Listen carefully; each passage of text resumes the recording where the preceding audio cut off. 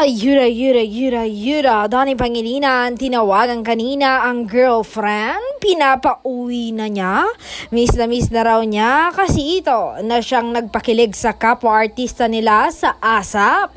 Hirit pa ni Kuya Robbie, ilang days pa lang Donnie, miss mo na, tinamaan ka na talaga sa kanya. Humirit pa si Darren, say niya, diba, hulog na hulog? Hirat naman ni Mai, alam mo na kung kanino siya magpo-propose.